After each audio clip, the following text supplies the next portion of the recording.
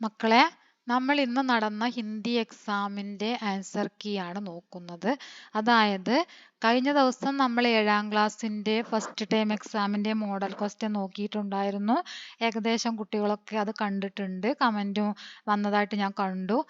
നിങ്ങൾക്ക് അതിൻ്റെ ഏകദേശം ഒരു മോഡൽ തന്നെയാണ് ഇന്നത്തെ ക്വസ്റ്റ്യൻ വന്നിരിക്കുന്നത് അല്ലേ? ആ ക്വസ്റ്റ്യൻ തന്നെ വന്നു എന്നല്ല, ഏകദേശം അതേ മോഡൽ തന്നെയാണ്. പിന്നെ ഒരു ക്വസ്റ്റ്യൻ വന്നിട്ടുണ്ട്, രേപ്പട്ട് തയ്യാറാക്കാൻ പറഞ്ഞ ആ ക്വസ്റ്റ്യൻ വന്നിട്ടുണ്ട് അല്ലേ? അപ്പോൾ നമുക്ക് നോക്കാം എങ്ങനെയാണ് ഈ ക്വസ്റ്റ്യൻ ചെയ്യേണ്ടത്, നിങ്ങൾ എങ്ങനെയാണ് ചെയ്തത് എന്നുള്ളതൊന്ന് നോക്കൂ.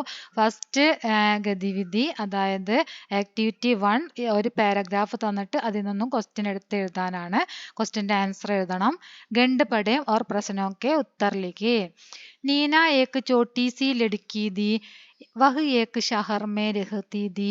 उसे कहानियाँ बहुत पसंद थी, पर उसे कहानियाँ सुनाने के लिए किसी के पास समय नहीं था. माँ बोली, मुझे काम करना है. पापा बोले, मैं तो अखबार पढ़ रहा हूँ. അതായത് നീന എന്ന് പറഞ്ഞിട്ടുള്ള ഒരു ചെറിയ പെൺകുട്ടി, അവൾ പട്ടണത്തിലാണ് താമസിച്ചിരുന്നത്. അവൾക്ക് കഥകൾ വളരെ ഇഷ്ടമായിരുന്നു. കഥ കേൾക്കാൻ വേണ്ടിയിട്ട് അവൾക്ക് ആരും തന്നെ ഉണ്ടായിരുന്നില്ല. അവളുടെ അടുത്ത് ആരെങ്കിലും കഥ പറയുന്നത് കേൾക്കാൻ, ആരുടെയെങ്കിലും അടുത്തിരുന്ന് കേൾക്കാൻ ആരും ഉണ്ടായിരുന്നില്ല എന്നാണ് പറഞ്ഞത്. മാം ബോലി മുജേ കാം സുന്നാ ഹേ. അമ്മ പറയുന്നത് എന്താണ്? എനിക്ക് ജോലി ചെയ്യാനുണ്ട് എന്ന് പറയും. അച്ഛൻ പറയും എനിക്ക് ന്യൂസ് പേപ്പർ വായിക്കാനുണ്ട് എന്നും പറയും അല്ലേ? അപ്പൊ നമുക്ക് ക്വസ്റ്റ്യൻ നോക്കാം. നീന കഹാൻ രഹ്തി ഥി. നീന എവിടെയാണ് താമസിച്ചിരുന്നത് എന്നാണ് ചോദിച്ചത്. നീന എവിടെയാ താമസിച്ചിരുന്നത്? വഹ് ഏക് ഷഹർ മേ രഹ്തി ഥി അല്ലേ? രഹ്തി ഥി ഇതാ ക്വസ്റ്റ്യനിലുണ്ട്. രഹ്തി ഥി കഹാം എവിടെ, ഷഹർ മേ. അടുത്തത് നോക്കാം. അപ്പൊ അതിന്റെ ആൻസർ ഇതാ ഷഹർ മേ. ഇനി അടുത്തത് നീനാക്കോ ക്യാ പസന്ത് ഥി. നീനയ്ക്ക് എന്താണ് ഇഷ്ടമുണ്ടായിരുന്നത്? എന്തായിരുന്നു അവൾക്ക് ഇഷ്ടം? കഹാനി സുനന അല്ലെ? എന്തായിരുന്നു? കഹാനി സുനന. കഹാനിയ ബഹുത്ത് പസന്ത് ഥി. അവൾക്ക് എന്തായിരുന്നു ഇഷ്ടം? കഥകളായിരുന്നു അവൾക്ക് വളരെയധികം ഇഷ്ടം, കഥകൾ കേൾക്കാൻ. അതാ ഇവിടെ തന്നിട്ടുണ്ട്, കഹാനി സുനന. അടുത്തത് നോക്കാം. മുജേ കാം കർനാ ഹെ യെ കിസ്നെ കഹാ. എനിക്ക് ജോലി ഉണ്ട്, എനിക്ക് ജോലി ചെയ്യാനുണ്ട് എന്ന് പറയുന്നത് ആരാണ്? അമ്മ അല്ലേ? മാം ബോലി, അമ്മയാണ് പറഞ്ഞത്. മാം എന്താണ്? മാംനെ. അതാണ് അതിന്റെ ആൻസർ. അടുത്തത് പാപ്പാനെ ക്യാ കർ കഹാനി നഹി സുനായി. അച്ഛൻ എന്ത് പറഞ്ഞിട്ടാണ് കഥ കേൾപ്പിക്കാതിരുന്നത്? എന്താണ് അച്ഛൻ പറഞ്ഞത്? ഇവിടെ പറയുന്നുണ്ട്, മേം തോ അഖ്ബാർ പഠ് രഹാ ഹും. ഞാൻ പേപ്പർ വായിക്കുകയാണ്, ന്യൂസ് പേപ്പർ വായിക്കുകയാണെന്ന് പറയൂലേ? മേം തോ അഖ്ബാർ പഠ് രഹാ ഹും. ഞാൻ ന്യൂസ് പേപ്പർ വായിക്കുകയാണ്, വായിച്ചുകൊണ്ടിരിക്കുകയാണ് എന്ന് പറഞ്ഞിട്ട് കഥ പറഞ്ഞു കൊടുക്കൂല. ഇനി ഗണ്ട് കെ ആധാർ പർ സഹി പ്രസ്താവ് ചുൻകർ ലിഖിയേ. അതായത് നിങ്ങൾ ഇവിടെ മുകളിലെ പാരഗ്രാഫ് ഉണ്ടല്ലോ, അതിന്റെ അടിസ്ഥാനത്തിൽ ഇവിടെ 4 സെന്റൻസ് തന്നിട്ടുണ്ട്. അതിൽ ഏതാണോ കറക്റ്റ് സെന്റൻസ് അത് എഴുതാനാണ് പറഞ്ഞത്. കഹാനിയാ സുനാനെ കെ ലിയെ കിസി കെ പാസ് സമയ നഹീ താ. ഈ സെന്റൻസ് ആണ് നമ്മുടെ പാരഗ്രാഫിലുള്ളത് അല്ലേ? കഹാനിയാ സുനാനെ കെ ലിയെ കിസി കെ പാസ് സമയ നഹീ താ അല്ലേ? കഹാനിയാ സുനാനെ കെ ലിയെ കിസി കെ പാസ് സമയ നഹീ താ. കഥ പറഞ്ഞു കൊടുക്കാൻ ആർക്കും സമയമുണ്ടായിരുന്നില്ല. കഥ പറഞ്ഞു കൊടുക്കാൻ ആർക്കും സമയമുണ്ടായിരുന്നില്ല. അതാണ് നമ്മളെ പാരഗ്രാഫിലുള്ള സെന്റൻസ്. കണ്ടാ? ഇനി അടുത്തത് നോക്കാം. ആക്ടിവിറ്റി 2 സൂചന. ഖുദ് say Pyaar Kavitha Ki Yeh പങ്ക്തിയാ പഠേം or പ്രശ്നോं के उत्तर लिखिए. ഖുദ് സേ പ്യാർ എന്ന കവിതയിലെ വരികൾ തന്നിട്ടുണ്ട്. അത് വായിച്ചിട്ട് താഴെയുള്ള ക്വസ്റ്റ്യൻ ആൻസർ എഴുതാനാണ് പറഞ്ഞത്. സൂരജ് അപ്നി ആഗ് സേ ഇത്തനാ പ്യാർ കരേ കി വഹ് ദേ സകേ ആഗ് ദുനിയ കോ ഭി. ശോഭനാഥ് യാദവാണ് എഴുതിയിട്ടുള്ളത്. സംസാർ കെ ലിയെ കവിതാമേ പ്രയുക്ത ശബ്ദ കോൻസാ ഹെ എന്നാണ് ചോദിച്ചത്. സംസാർ ലോകം, ദുനിയ അല്ലേ? എന്താണ് കവിതയിൽ സംസാർ എന്നുള്ളതിന്? ദുനിയ കോബി. ഇവിടെ ഉണ്ടല്ലോ ദുനിയ, അതാ ദുനിയ ഇവിടെ തന്നിട്ടുണ്ട് അല്ലേ? ദുനിയ. അതാണ് ആൻസർ കറക്റ്റ് ആയിട്ടുള്ളത്. സൂരജ് ദുനിയാക്കോ ക്യാ ദേത്താ ഹെ. സൂര്യൻ ദുനിയാവിന് വേണ്ടി എന്ത് നൽകുന്നു എന്നാണ് നമ്മൾ പഠിച്ചത്? ആഗ് അല്ലേ? സൂരജ് അപ്പനി ആഗ് സേ. ആഗ് കണ്ടോ? അതാണ് അതിന്റെ ആൻസർ കേട്ടോ. ഇനി അടുത്തത് കവിതാംശിക ആശയിലിക. ഈ കവിതയുടെ ആശയം നമ്മൾ പറഞ്ഞതാണ് അല്ലേ? കവിതയുടെ ആശയം ഇമ്പോർട്ടൻ്റ് ആണ്, പഠിക്കണം എന്നൊക്കെ പറഞ്ഞിട്ടുണ്ടായിരുന്നു. ആ കവിതയുടെ ആശയം വന്നിട്ടുണ്ട് അല്ലേ? എല്ലാവരും എഴുതിയിട്ടുണ്ടാവും എന്ന് കരുതുന്നു. ഇനി അടുത്തത് നോക്കാം. സങ്കേത പഠയം ഓർ പ്രശ്നമൊക്കെ ഉത്തറിലേക്ക്. അതായത് താഴെ തന്നിരിക്കുന്ന സൂചന ഉണ്ടല്ലോ, അത് വായിച്ചിട്ട് നിങ്ങൾ എന്ത് ചെയ്യണം? താഴെയുള്ള ക്വസ്റ്റ്യൻ ആൻസർ എഴുതണം. നെഹ്റുജി കോ ബച്ചേ പ്യാർ സേ ക്യാ ബുലാത്തേ തേ. നെഹ്റുജിയെ കുട്ടികൾ സ്നേഹത്തോടെ എന്താണ് വിളിച്ചിരുന്നത്? ബച്ചേ പ്യാർ സേ ചാച്ചാജി ബുലാത്തെ. എന്താണ് കുട്ടികൾ സ്നേഹത്തോടെ വിളിച്ചിരുന്നത്? ചാച്ചാജി എന്നാണ് വിളിച്ചിരുന്നത്. ബച്ചേ പ്യാർ സേ ചാച്ചാജി ബുലാത്തെ. അടുത്തത് നെഹ്റുജി പ്രൊഫൈൽ. നെഹ്റുജിക്ക് പ്രൊഫൈൽ തയ്യാർ കരെ. പ്രൊഫൈൽ തയ്യാറാക്കാൻ നിങ്ങൾ 5ാം ക്ലാസ് മുതലേ പഠിക്കുന്ന കാര്യമാണ് അല്ലേ? വളരെ സിമ്പിൾ ആയിട്ട് ചെയ്യാൻ പറ്റിയ കാര്യമാണ് പ്രൊഫൈൽ തയ്യാറാക്കുക. അപ്പം ആ പ്രൊഫൈൽ തയ്യാർ കരെയും ഒക്കെ നിങ്ങൾ 5ാം ക്ലാസ്സിൽ ചെയ്തതാണ്. സ്വന്തം പ്രൊഫൈൽ തയ്യാറാക്കുക. പ്രൊഫൈൽ തയ്യാറാക്കുമ്പോൾ ആദ്യം വേണ്ടത് എന്താണ്? പേര് വേണം. പിന്നെയോ നിങ്ങൾ ഏത് ക്ലാസ്സിലാണ് പഠിക്കുന്നത്, അതുപോലെ തന്നെ നിങ്ങൾക്ക് എത്ര വയസ്സുണ്ട്, അതൊക്കെയാണ് 5ാം ക്ലാസ്സിൽ എഴുതിയത് അല്ലേ? പക്ഷെ ഇവിടെ നിങ്ങൾക്ക് എന്തൊക്കെയാണ് എഴുതേണ്ടത് എന്ന് തന്നിട്ടുണ്ട്. പേര്, ജന്മ, മാതാ, പിതാ, പിന്നെ ഭാരത് കെ പ്രധാനമന്ത്രി. ഇത്രയും കാര്യങ്ങൾ ഇവിടെ തന്നിട്ട് അത് നിങ്ങൾ ഓർഡറിൽ എഴുതിയാൽ മാത്രം മതി. അപ്പൊ ആദ്യം തന്നെ എഴുതേണ്ടത് എന്താണ്? നാം എഴുതണം അല്ലേ? നാം എന്ന് എഴുതാ, എന്നിട്ട് ജവഹർലാൽ നെഹ്റു എന്ന് എഴുതാ.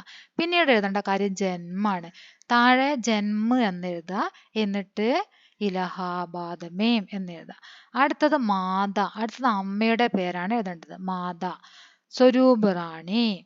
പിതാ ആരാണ്? മോത്തിലാൽ നെഹ്റു. അടുത്തതോ പദവി. അദ്ദേഹത്തിന്റെ പദവിയാണ് എഴുതേണ്ടത്. ഭാരത് കെ പ്രധാനമന്ത്രി. കണ്ട, അത്രയും കാര്യം നിങ്ങൾ സ്റ്റെപ്പായിട്ട് എഴുതി കഴിഞ്ഞാൽ നിങ്ങളുടെ പ്രൊഫൈൽ റെഡിയായി. അങ്ങനെയല്ല എല്ലാവരും ചെയ്തത്. ഇനി അടുത്തത് നോക്കാം. साफ सफाई में अव्वल गाँव लेख का यह अंश पढ़ें और प्रश्नों के उत्तर लिखें. സാഫ് സഫായി മേ അവൽ ഗാവ് എന്ന പാഠത്തിലെ ഒന്നാണ് ഈ ഭാഗം തന്നിരിക്കുന്നത്. അത് വായിച്ചിട്ട് താഴെയുള്ള ചോദ്യത്തിന്റെ ഉത്തരം എഴുതാനാണ് പറഞ്ഞത്. മാവലിംഗ് ലോങ് ഗാവയ്ക്ക് വിശേഷത ക്യാ ഹെ. മാവലിംഗ് ലോ എന്ന ഗ്രാമത്തിന്റെ വിശേഷത എന്തായിരുന്നു അതിന്റെ വിശേഷത? ഇസ് ഗാവ് കോ ഏഷ്യ കെ സബ്സെ സാഫ് സുഥരെ ഗാവ് മേ തൗർ പർ ചുനാ ഗയാ. സാൽ 2003. 2003 വർഷത്തില് ഈ ഗ്രാമത്തിനെ ഏഷ്യയിലെ ഏറ്റവും നല്ല വൃത്തിയുള്ള ഗ്രാമം എന്ന രീതിയിൽ തെരഞ്ഞെടുക്കപ്പെട്ടു. അതായിരുന്നു ആ ഗ്രാമത്തിന്റെ വിശേഷത. അപ്പൊ നിങ്ങൾ എവിടെ മുതൽ എഴുതണം? സാൽ 2003 2003 മേ इस गाँव को एशिया के सबसे साफ सुथरे गाँव के तौर पर चुना गया. ഇതാണ് നിങ്ങൾ അതിന്റെ ആൻസർ ആയിട്ട് എഴുതേണ്ടത് കേട്ടോ. ഇതാണ് നിങ്ങൾ ഇപ്പൊ പറഞ്ഞതിന്റെ ആൻസർ ആയിട്ട് എഴുതേണ്ടത്. എഴുതിയിട്ടുണ്ടാവുമല്ലോ. ഇനി അടുത്തത് നോക്കാം. സാഫ് സഫായി ഹമാരാ ദായിത്വ ഹേ ഇസ് ആശയ പർ പോസ്റ്റർ തയ്യാർ കരേ. ഇത് വളരെ സിമ്പിൾ ആണ്. നിങ്ങൾക്ക് പോസ്റ്ററിനുള്ള വചനം ഇവിടെ തന്നിട്ടുണ്ട്. പോസ്റ്റർ വചനം അല്ലേ? അപ്പൊ ആ വചനം തന്നെ എഴുതുക. സാഫ് സഫായി ഹമാരാ ദായിത്വ ഹേ എന്ന് എഴുതുക. എന്നിട്ട് പിക്ചർ വരയ്ക്കുക, ബോക്സ് വരയ്ക്കുക, വൃത്തിയായിട്ട് ചെയ്യുക അല്ലേ? അത് കൂടാതെ നിങ്ങൾക്ക് സ്വയം ഒരു സെന്റൻസും കൂടെ എഴുതാൻ പറ്റുമെങ്കിൽ അതും കൂടെ എഴുതാം. അതിന് കുഴപ്പമില്ല. അതെല്ലാം നിങ്ങൾക്ക് പറ്റില്ല. ഇത് മാത്രമാണെങ്കിൽ ഇത് മാത്രം എഴുതിയിട്ട് നിങ്ങൾക്ക് എന്ത് ചെയ്യാം? ബോക്സ് വരച്ചിട്ട് പിക്ചറൊക്കെ വരച്ച് വൃത്തിയായിട്ട് ചെയ്യാം. എല്ലാവരും ചെയ്തിട്ടുണ്ടല്ലോ. ഇനി അടുത്തത് നോക്കാം. यह धरती है उस किसान की कविता की ये पंक्तियां पढ़ें और प्रश्नों के उत्तर लिखें. അതായത് യഹ് ധർത്തിയെ ഉസ് കിസാൻ കി എന്ന കവിതയിലെ വരികളാണ് താഴെ തന്നിരിക്കുന്നത്. അതൊക്കെ വായിച്ചിട്ട് താഴെയുള്ള ചോദ്യത്തിന്റെ ഉത്തരം എഴുതാനാണ് പറഞ്ഞത്. അന്ന കാ ടേർ കബ് ലഗ് ജാത്താ ഹെ. കബ് എപ്പോൾ. എപ്പോഴാണ് അന്നത്തിന്റെ കൂമ്പാരം ഉണ്ടാകുന്നു എന്ന് പറഞ്ഞത്? നയേ വർഷമല്ലേ? നയേ വർഷം പുതുവർഷത്തിലാണ് അന്നിക്ക ടേർ ഉണ്ടാകുമെന്ന് പറഞ്ഞത്. അതിനി നിങ്ങൾ നയേ വർഷമേ നയി ഫസൽക്കെ ഈ ഒരു ലൈന് മുഴുവനായിട്ട് എഴുതിയിട്ടുണ്ടെങ്കിലും കുഴപ്പമില്ല, നിങ്ങൾക്ക് മാർക്ക് കിട്ടും കേട്ടോ. ഇനി അടുത്തത് നോക്കാം. കവിതാംശ കെ ആധാർ പർ ദോ സഹി പ്രസ്താവ് ചുൻകർ ലിഖേം. കഴിഞ്ഞ ക്വസ്റ്റ്യൻ പരിചയപ്പെടുത്തുന്ന സമയത്ത് ഇതുപോലെയുള്ള സഹി പ്രസ്താവ് നിങ്ങൾക്ക് ഞാൻ പരിചയപ്പെടുത്തിയിട്ടുണ്ടായിരുന്നു. അതില് നിങ്ങളോട് മാർക്ക് നോക്കണം സൈഡിലുള്ള എന്നാണ് പറഞ്ഞിരുന്നത്. കാരണം അവിടെ സഹി പ്രസ്താവ് ചുൻകർ ലിഖേ എന്ന് മാത്രമാണ് തന്നിരുന്നത്. ഇവിടെ എന്താണ്? ദോ സഹി പ്രസ്താവ് ചുൻകർ ലിഖേം എന്ന് പറഞ്ഞിട്ടുണ്ട് അല്ലേ? നമ്മളോട് ക്വസ്റ്റ്യനിൽ തന്നെ പറഞ്ഞിട്ടുണ്ട് എത്ര എണ്ണം എഴുതണം എന്ന്. 2 എണ്ണം എഴുതണം എന്ന് നമ്മുടെ ക്വസ്റ്റ്യനിൽ തന്നെ ഉണ്ട്. അതുകൊണ്ട് നിങ്ങൾ എന്ത് ചെയ്യണം? 2 എണ്ണം എഴുതാം. ഏതാണ് ഇതിൽ ശരിയാണ്? യഹ് ധർത്തി കിസാൻ കി ഹേ. ഈ ഭൂമി കർഷകന്റേതാണ്. പിന്നെ യഹ് ധർത്തി കേവൽ രംഗ് കി നഹി ഹേ. ഈ ഭൂമി കേവലം ദരിദ്രന്റേതല്ല. രംഗ് കി നഹി ഹേ നമ്മൾ പാഠത്തിൽ പഠിച്ചതാണ്. ഈ ലാസ്റ്റിലുള്ള സെന്റൻസും ഫസ്റ്റിലുള്ള സെന്റൻസുമാണ് ശരിയായിട്ടുള്ളത്. ബാക്കി 2 എണ്ണം തെറ്റാണ്. ഓക്കെ, ഇങ്ങനെയല്ലേ എഴുതിയത്? यह धरती केवल किसान की है और किसी की नहीं है. यह आशय वाली दो पंक्तियां चुनकर लिखिए. അതായത് യഹ് ധർത്തി കേവൽ കിസാൻ കി ഹെ, ഈ ഭൂമി കേവലം കർഷകന്റേതാണ്.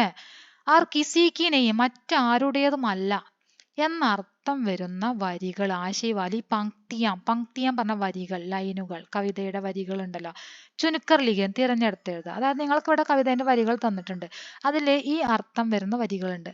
ആ വരികൾ ഏതാണ്, അതാണ് നിങ്ങൾ തിരഞ്ഞെടുത്ത് എഴുതേണ്ടത്. മനസ്സിലായോ?